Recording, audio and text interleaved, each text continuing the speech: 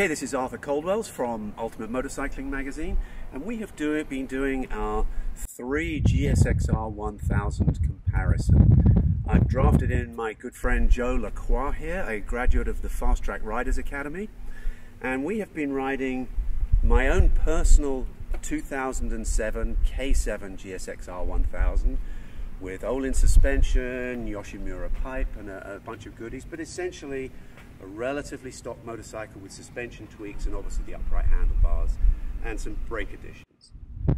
The next upgrade is the brand new 2017. For 2018 you get slightly different color choices, but essentially the same motorcycle.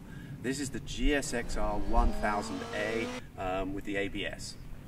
The top of the line version of that, which is for a couple of $1,000s more, is the Suzuki GSX-R1000R. This comes with the World Superbike spec BFF suspension and rear shock, obviously different graphics, and the quickshifter kit.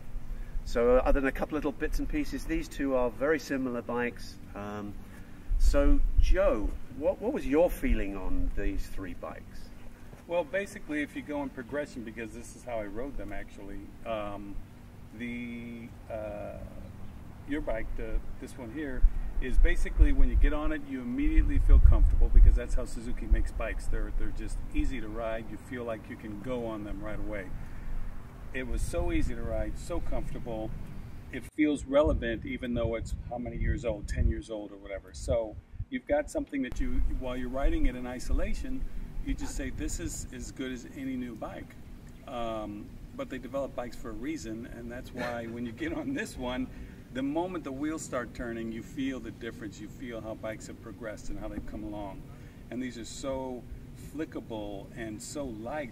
I mean, it flicks easier than almost anything I've ridden that has clip-on handlebars. Could you feel any difference in the suspension between the K7, the new GSX-R1000, and the R model? Well, the K7, basically with the Olins, what you've got is you've got something that is more performance-oriented than stock. So it's firm, but you have it set up very well composed. So it was never sharp or jarring. It just gets the bump over with, you know. With these, you don't feel the bump as much.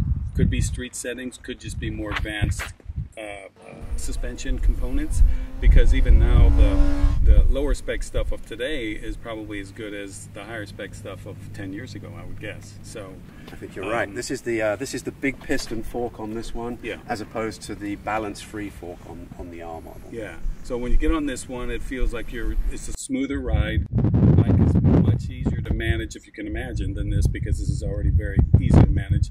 And then when you get on this one, it just goes up another level. Like it's really, really plush and composed, and at the same time not too soft to ride in a sport-like manner. So you have all the best of both worlds, or of all worlds, with this one. And on this one, this quick shifter, the up and down, it's so seamless. It's one of the best ones that I've ridden with, and actually a few times I had to look at the dashboard on downshifts because it's so imperceptible. You can't feel the shifting, but it does. It's so good. Yeah, I would agree with that. What about differences in the engine? Now, this has got the Yosh pipe on it. Yes.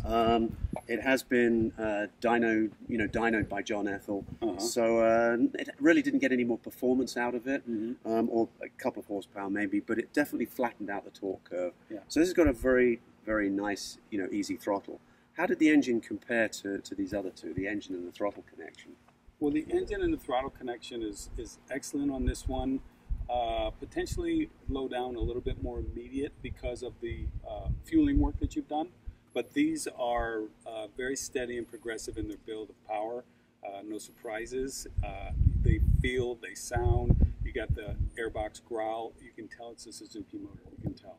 And but the fueling is flawless on it. There's no spikes, no really bad flat spots, nothing like that.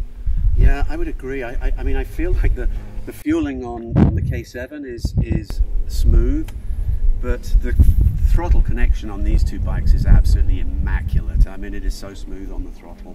The gearboxes are dramatically improved, and of course the suspension is dramatically smooth. Yeah, actually, I would agree with Joe on this, and our other associate editor, Nick DeSena, agreed with us as well. Essentially, we feel that as good as the K7 is, as relevant as it feels today, if all you can afford is an aging GSX-R1000 and you do some suspension and a few tweaks to it, you won't be disappointed. But the truth of it is, the motorcycle development over the last 10 years, especially in suspension, engine and throttling technology, has been absolutely dramatic. It is a huge difference to upgrade to the latest version. The difference between the two versions is less marked than from the older bike, but the new version, for an extra couple of $1,000s, the suspension is smoother and the quickshifter alone is probably worth the price of entry. So overall, I think our upgrade path is very clear. We all agreed on it, and the new Suzukis are a dramatic upgrade.